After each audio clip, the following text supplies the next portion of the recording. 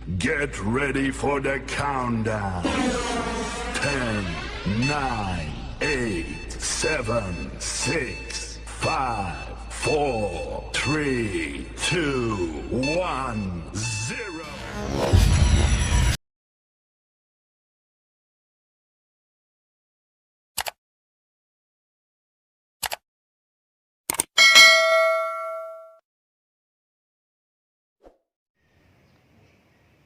Assalamualaikum warahmatullahi wabarakatuh. Oke teman-teman, kita hari ini mau coba kasih tips dan tutorial untuk ngebreed ya, ngebreed ikan cupang. Yang pertama ya, kita pastinya harus siapin ikan cupangnya dulu atau indukan yang size atau ukurannya itu sudah M ya, sudah M. Nah, usia itu kalau untuk male 5 bulan ke atas itu usia yang paling baik. Yang kedua, female-nya itu juga harus yang sudah full telur.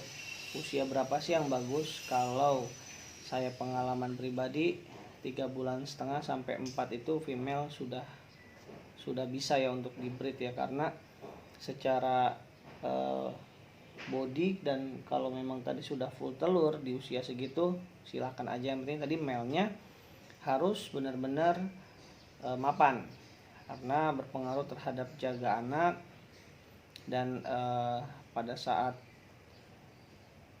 perkawinan juga pengaruh. Nah di situ jelas kalau male yang mapan biasanya dia ngejagain anak atau pada saat meres telur itu bagus banget ya.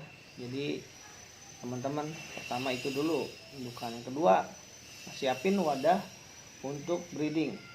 Nah biasanya kalau breeding itu ada yang pakai box es krim ya kan, ada yang pakai kotak donat, atau misalkan styrofoam yang ukurannya kecil, atau bahkan di ember dan toples 4 liter pun jadi ya. Walaupun sebenarnya ngebreed itu untuk sampai jadi burayak itu yang hampir semuanya orang bisa, tapi belum tentu dia bisa sampai pembesaran dan bahkan sampai penjualan. Nah, karena kemarin sesuai dengan postingan saya di Instagram, sekarang atau hari ini kita buatkan step by stepnya untuk breeding versi betta fish 5 benua. Oke, yang pertama juga disiapkan lagi. Yang kedua siapkan dulu bahan-bahan yang pengen dipakai untuk breeding. Ketapang wajib, kemudian obat biru. Ini obat biru ini harus wajib ya. Terus kemudian green water ini adalah untuk garamnya ya, garam, ada antibiotiknya juga ya. Di sini dianjurkan pakai ini supaya bakteri juga hilang. Oke, itu dulu deh. Nah nanti ketika sudah mulai di-breed biasanya kalau memang jodoh dia bertelur ya. Kalau proses bertelur itu teman-teman bisa lihat telurnya itu warnanya putih, beda ya sama gelembung, itu beda. Jadi ketika proses perkawinan ikan tadi ada yang dijodohin, ada yang enggak. Tuh, kalau saya pribadi lebih condong karena udah ya hampir 2 tahun ya, kalau hitungan cupang tuh 2,5 tahun lah ya, udah nggak dijodohin lagi. Tapi alhamdulillah hampir 60% pasti jadi. Misalkan ngebreed 5, 4 atau 3 pasti jadi. Ngebreed 10, 8 atau 7 pasti jadi gitu ya. Walaupun kadang-kadang ada juga yang belum rezeki ya nggak jadi gitu. Nah, jadi tadi ya, ketika di breed teman-teman benar-benar harus menyiapkan dulu persiapan breedingnya. Kemudian teman-teman juga harus siapin ketika breeding itu, udah mulai persiapin wadah pembesaran dan pakan Ya, pakan yang terbaik adalah ya kutu air ya, tadi teman-teman. Kutu air itu setahu saya di antara semua jenis pakan untuk pertama kali breeding, yang terbaik adalah kutu air. Ya walaupun alternatif banyak, ada Artemia gitu kan. Artemia juga bagus ya untuk burayak ikan karena dia kan kecil itunya ukurannya. Nah kemudian tadi setelah perkawinan ada yang dijodoh ada yang enggak. Nah ketika dijadiin satu ada yang diplastikin ya di wadah itunya breedingnya, ada juga yang enggak. Nah saya pakai yang enggak, kenapa? Karena kadang-kadang kalau pakai plastik itu ada telur yang busuk. Nah sepengalaman saya perjalanan breeding ya lepas plastik, dulu emang pernah pakai plastik, ternyata lepas plastik pun hasilnya bagus teman-teman ya. Nah ini berdasarkan pengalaman. Oke, kemudian setelah tadi si indukan bertelur itu kan, nantian proses tuh betina kita angkat pastinya. Biasanya tanda-tandanya apa? Betina itu pasti mojok ya, mojok ke suatu sisi, terus biasanya kempes perutnya yang bisa kita lihat secara mata itu kempes perutnya. Tapi ada juga yang memang betina badannya besar, dia sudah nelor badannya tetap besar nggak kempes, ada yang seperti itu ya. Tapi telurnya tuh udah keluar full semuanya. Nah ketika tadi female udah diangkat, nah, pakannya apa sih? Nah teman-teman bebas. Nah kalau saya pribadi pakannya ya apa, pelet ya. Nah pelet banyak alternatif pelet, teman-teman bisa cari. Kenapa sih pelet? Dia nggak bakalan ganggu telur, satu ya. Terus yang kedua, pelet juga lebih aman, safety, nggak perlu dibersihin ya, jadi nggak perlu dibersihin. Beda sama jentik atau casut ya. Apalagi butir itu bahaya banget, jangan. Kalau lagi butir indukannya dikasih butir itu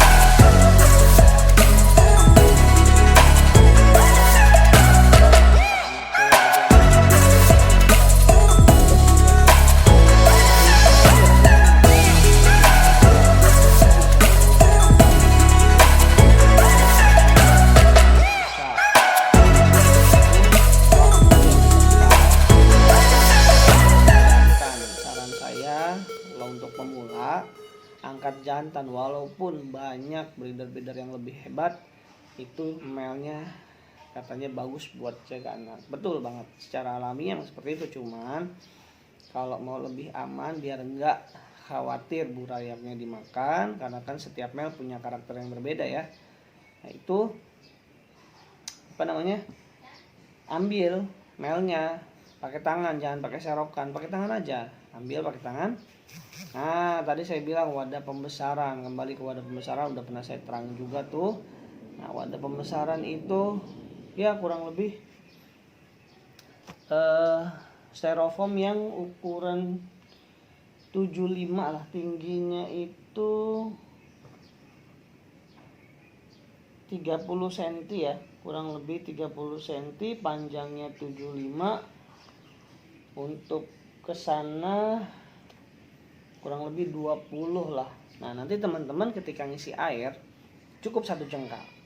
Oke, jangan lupa. Nah, ini prosesnya udah mulai yang tingkat kesulitannya lebih tinggi ya, tingkat kesulitannya, karena semua orang pasti bisa ngebreed terus jadi anak. Nah, ini di step yang ini nih yang harus benar-benar diperhatiin.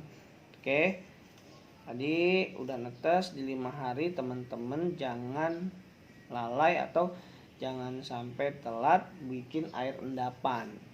Jadi ketika tadi breed 2 hari udah netes ya, teman-teman siapin air endapannya di wadah tadi pembesaran. Kasih apa? Ini daun pisang ya, daun pisang itu benar-benar wajib nih, daun pisang kering. Terus kalau saya biasanya kasih EM4 ya, EM4 perikanan dikit aja nih, setutup botol ini kalau tadi wadahnya besar. Nah, pada saat tadi saya bilang 5 atau sampai 7 hari udah bisa menyebar, teman-teman di pas hari kedua tadi naruh air, hari keempat lah itu udah kasih kutu air supaya kutu airnya mecah ya. Jadi di hari kelima bisa dituang, ketika emang dia udah siap berenang, tuang ke wadah pembesaran. Nah, disitulah momen yang dimana harus benar-benar hati-hati gitu ya. Tapi insya Allah kalau tadi pakai daun pisang, terus juga ketapang, terus green water sama obat biru sedikit, dan E4, pengalaman saya burayak pasti jadinya banyak ya, burayak pasti jadinya banyak. Oke, tahap selanjutnya nanti teman-teman bisa lihat ikan saya. Nah, teman-teman bisa lihat ikan saya ini, saya terangin dulu. Nah, tadi ketika sudah pindah, nah itu adalah titik aman lah, menurut saya titik aman, karena teman-teman hitungannya udah berhasil sampai jadi burayak. Tapi gimana caranya burayaknya gede ya kan, karena kan kita mau nerusin genetik atau buat dagang, penjual dan sebagainya. Oke, jadi ketika tadi teman-teman udah proses yang panjang, nah sekarang saya kasih lihat dulu ya, saya kasih lihat dulu nih. Nah, teman-teman bisa lihat. Oke, bisa lihat ya, tuh ini burayak 6 hari ya, kemarin baru pindah di 5 hari nih udah kelihatan tuh, udah kelihatan. Biasanya segini. Nah, nanti usia lanjutannya adalah ketika usia, nah ini nih kelihatan nggak tuh?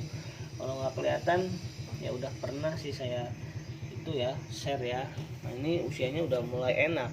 Biasanya saya ini kalau trik saya nih ya, udah ada yang gede mulai kelihatan, ada yang masih kecil, itu buruan disortir. Gimana sortirnya? Oke, saya kasih tahu. Ini ada wadah. Oke, ada wadah styrofoam kecil. Saya biasanya mindahin.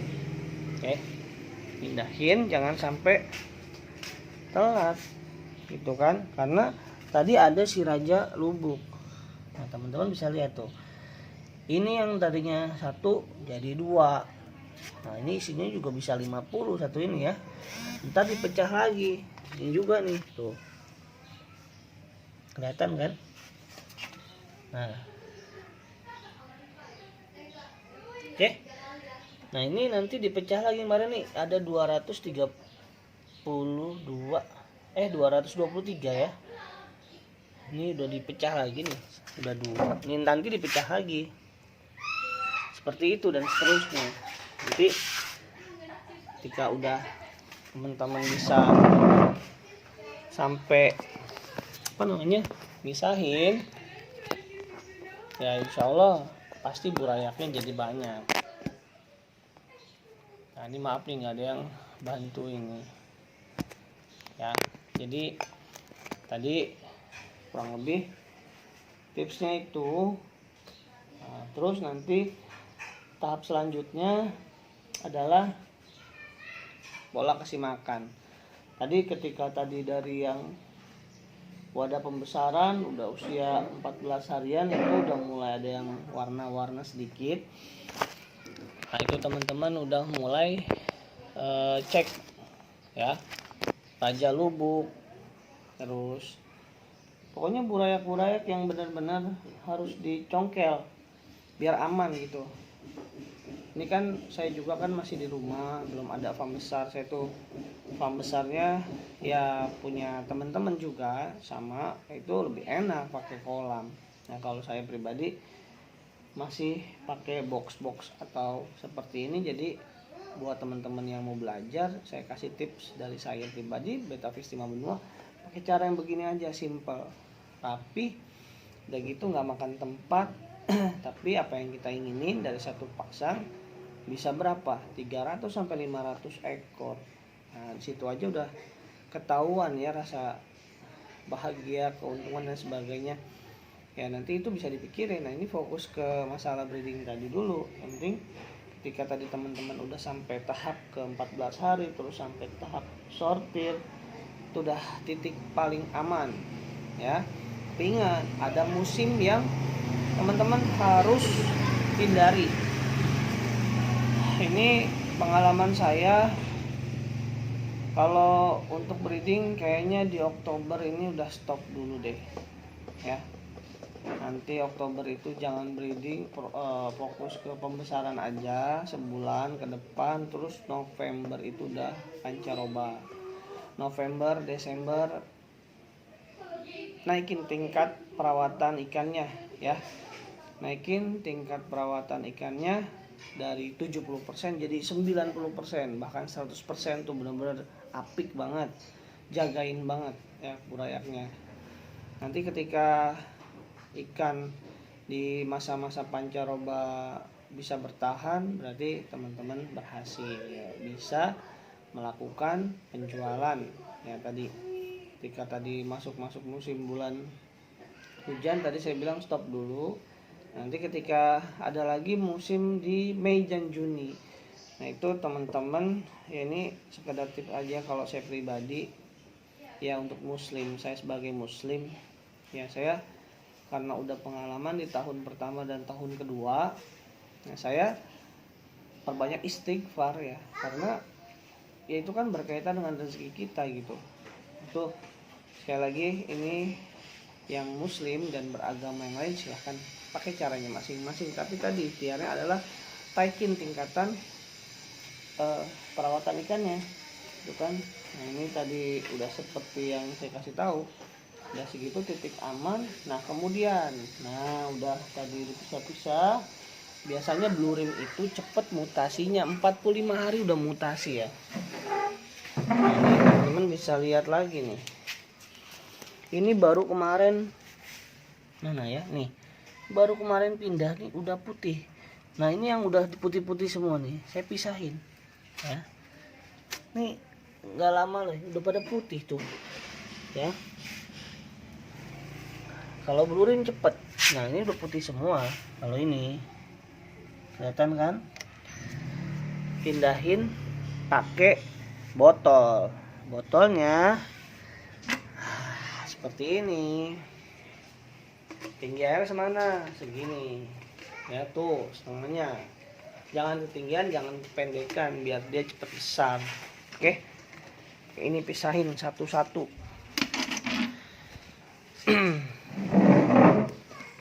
Nah ini tadi udah tahap sortir ya. Nah, tapi teman-teman harus bisa paham juga Botol aqua juga berpengaruh terhadap ses. Ada yang sekarang grooming model baru pakai ember, ya ember.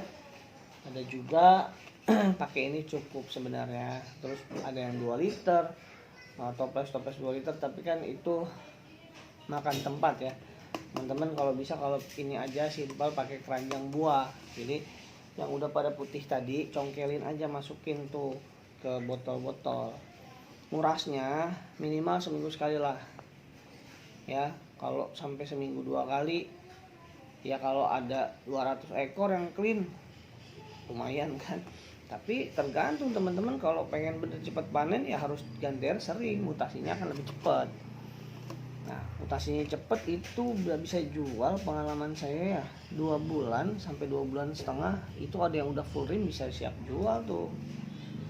Nah, tapi teman-teman ingat, kalau punya ikan bagus, pengalaman saya nih, jangan dijual semua, sisain 5 sampai 10 pasang ya kan. Cukup deh, jangan banyak-banyak juga, karena kan buat balikin modal kan kita pakan buat perawatan dan sebagainya kan, listrik itu kan harus dipertimbangkan teman-teman juga. Jadi cepat melakukan sortir. 20 ikan terbaik misalkan kasih makannya pakan alami tuh, cacing, jentik, biar apa, penjualannya lebih cepat. Syukur-syukur tadi dari 200 yang clean kasihnya sama. Tapi tadi saya bilang kalau misalkan ganti airnya full ya teman-teman harus mengorbankan waktu mau nggak mau ya kan, tapi merasakan hasilnya juga mantap itu. Nanti tadi ketika usia 3 bulan 3 bulan setengah, wah itu udah ajib banget. Kalau bahasanya siap jual mah siap jual, karena saya sudah masuk M biasanya atau S++ tuh. Nah itu bisa langsung penjualannya ya. Dulu pengalaman saya pakai WA ya, ini berkaitan ya, dari breeding ke penjualan itu sangat berkaitan. Kenapa saya jelasin sampai ke sini lewat dari jalur breeding, karena nanti ketika tadi saya bilang pilihan terbaik apa sebelum dijual ya harus dipilih, jangan sampai putus. Itu kan hasil breed sendiri kan. Nah nanti ada 1, F2 dan seterusnya, itu nanti materinya selanjutnya nanti saya kasih tahu. Tapi kita fokus ke breeding tadi sampai besar sampai penjualan aja. Jadi teman-teman nanti kalau sekiranya ada yang mau ditanyain lagi boleh komentar. Nah, jangan lupa teman-teman channel Betafish 5 Benua dibantu di share, di subscribe juga, di like ya, si yang terbaik lah. Jangan lupa buat teman-teman semua, kalau misalkan di video ini masih ada yang harus teman-teman tambahin, silahkan taruh di komentar, karena bakalan bermanfaat banget. Karena ilmu itu tidak habis, jadi ilmu itu akan terus berkembang dan walaupun materi sama, breeding, tapi setiap tahun, setiap bulan, setiap hari, setiap detik bahkan pasti bermanfaat. Jadi edukasi itu penting kan. Banyak yang bilang biar percupangan juga semakin maju ya, kita sebagai penghobi atau penjual bahan breeding ya atau breeder ya, kita harus semangat juga di dalam hal tadi, sosialisasinya, edukasinya, promosinya dan lain sebagainya, bahkan sampai nanti ekspor ya. Oke, video kali ini cukup, mudah-mudahan bermanfaat buat teman-teman semua. Salam Betafish 5 Benua. Assalamualaikum warahmatullahi wabarakatuh.